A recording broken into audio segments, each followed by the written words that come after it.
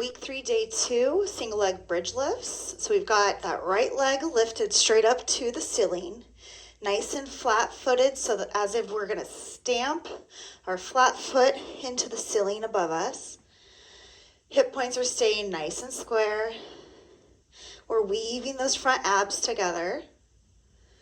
That nice secure little cinch all the way around the waist. And these resisted lower end lifts. Never fully letting go at the bottom. Really consistent and smooth. Just lowering and lifting. So this doesn't need to be your highest bridge. We just want to keep all of that intact and keep lifting that flat foot to step directly on top of that ceiling. Use your breath.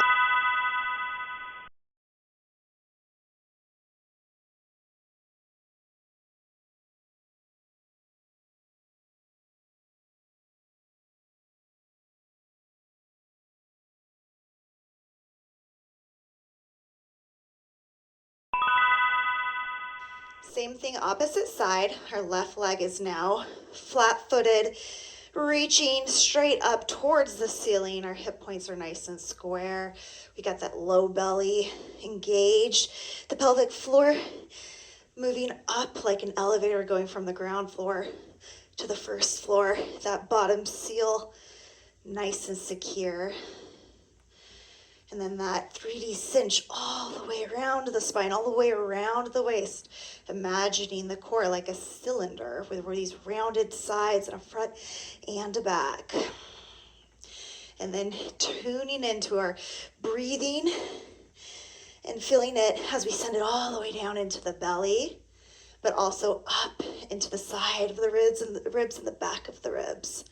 So exhale, send it all the way down to the belly, and inhale. Side of ribs, back of ribs.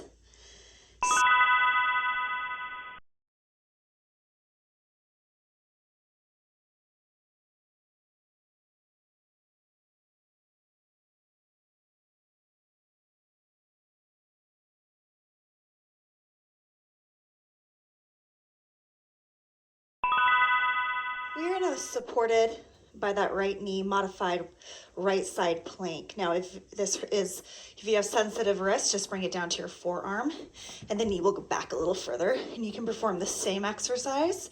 Now we're gonna put the center of base into the hand and the left foot so that we can take the weight off of this right knee, lift it, and clamshell close. So it's just that right butterfly wing comes in and taps the left knee and then comes back down.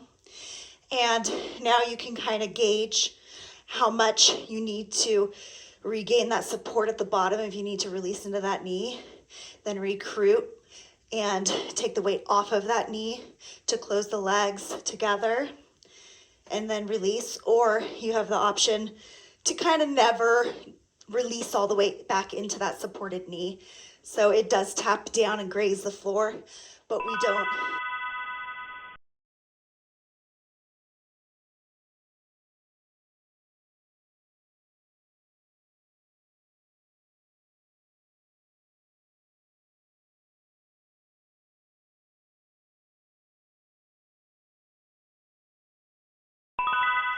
Same thing, opposite side. Make sure we're trying to be in this nice side plane here. So we transfer the weight into the left hand and the right foot so that we can lift up this supported leg, tap knee to knee, and then bring it back down, maybe to a hover, maybe for a second to just breathe and release, then recruit and connect. So you just kind of pick where you're at today. Again, if you have wrist problems, take it down to a forearm side plank. Then you will just go a little further towards that right foot. And you're gonna really feel it here on the underside of the body. That left side oblique is working really hard here. And so are the adductors, the inner thighs. We've talked about how the inner thighs connect to the pelvic floor and how important that is for our core.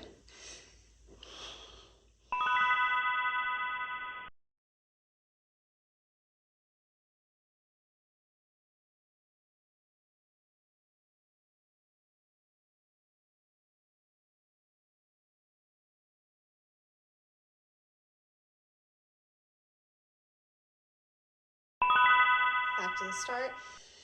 Right side, single leg bridge lifts and lowers. So the lower is just as much a part of the exercise as that lift of that flat foot up to stomp on the ceiling above us.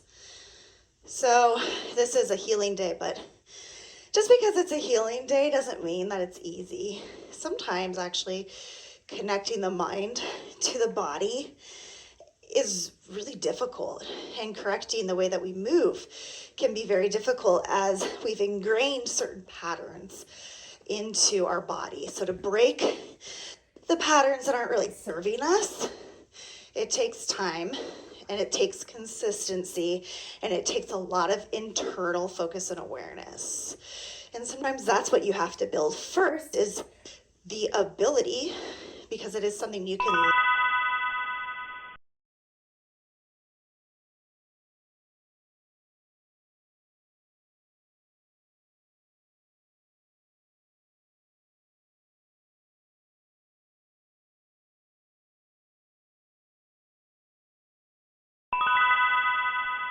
Same thing, opposite side, left leg lifts. And feel that tightness, that almost suctioning in the low abdominals on that climax of the lift. Don't go beyond that. So make sure we're still weaving those front abs together. No bulging is happening. The hip points are nice and square. And you feel that sort of transverse corset happening there at the top. So this is all can be learned, right?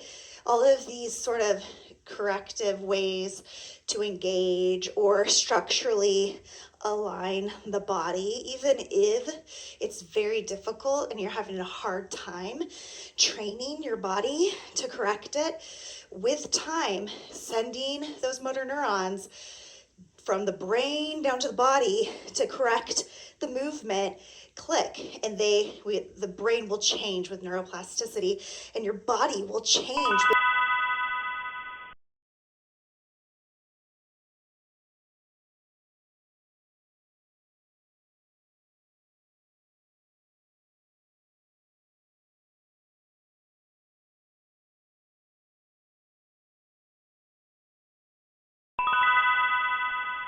Supported side plank, right side, or on your forearm if that's better for your wrist. Tapping right knee to left. Nice and slow and consistent. Checking in that you are in a nice side plane and you're really engaging this right side body so that we're not resting in the joints, but they're very stabilized and active. We've really powered up to hold us in this position. And then recruiting the core, that weaving together of the front abs, that lifting on that right side body. Yeah, so when somebody says, or if you think, my body just doesn't move that way, I can't do that, it's not working. It takes time and practice. It takes a lot of time and practice to change the body, to change the mind, to tell it to do something different. Then it has to retrain our body, especially when it's something that comes kind of like.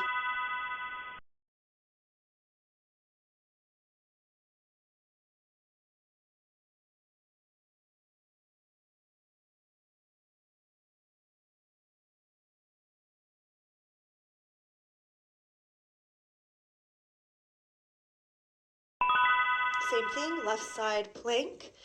Transfer that weight into the left hand and the right foot. And it can be discouraging to not find that internal connection right away, to not see the external benefits right away. This really is a testament to your own patience and perseverance and your resilience. But what happens if you do stick to it is so worth it. And one day you will see those changes and you will feel the difference, and that will make it worth it. It's just not instant gratification, but eventually time flies by. Unfortunate truth about life. And before you know it, you're feeling better. And because you feel better, you see yourself different. So you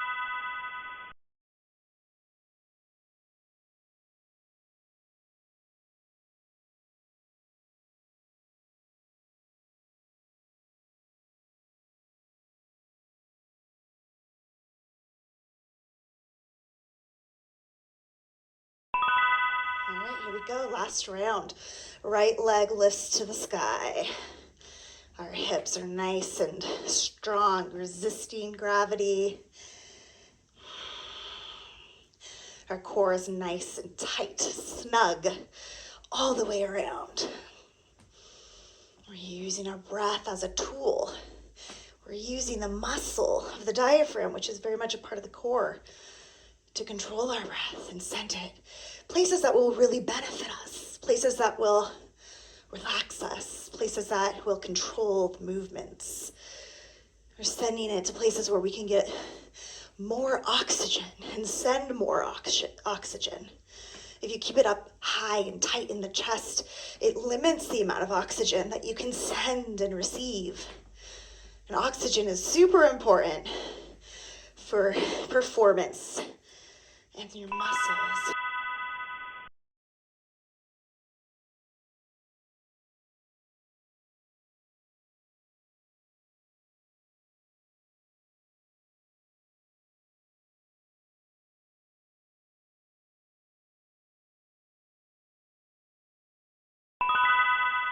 Left side leg lifts and hips lower, resisting gravity on the way down.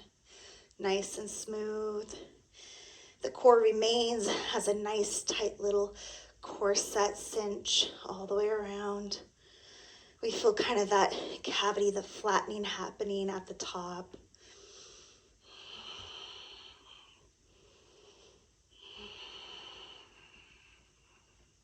So that exhale all the way down into the belly.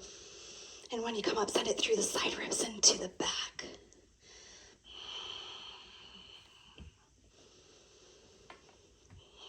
And I ponder too, what takes more effort? Effort or non-effort? Non-effort is expending energy or the lack thereof, which also is really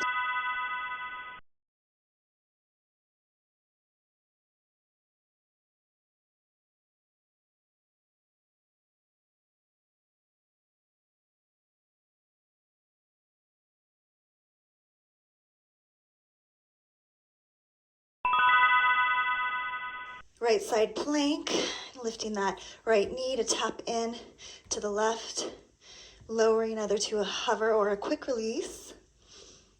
This one takes a lot of effort and control. And we want to keep those hips forward, so don't scoot that butt back, or try to remind yourself every now and then to make sure you're in a nice side plane. And another thing to think about, whether you're injured, you're sore, you're hurt, and if you've had this and it's not something very major, something that is very minor, and your physician, your actual medical doctor has cleared you for movement, then something to think about, is it more helpful or hindering to do less? We always want to take rest and heal, but is too much rest also hindering? Because sometimes the lack of movement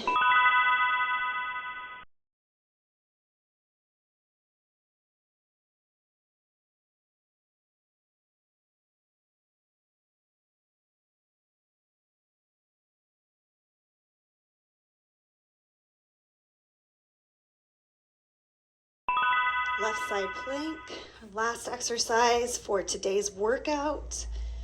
So that sometimes the lack of movement can be just as damaging in the case of recovery as too much movement. So again, with all things in life, it comes back to this balance, but just laying off and being like, I can't do anything, that can sometimes cause more damage. So it is a balance. It is how much is the right amount and what type of movements are the right movements to do, because doing nothing can be just as much, if not more damaging than doing something.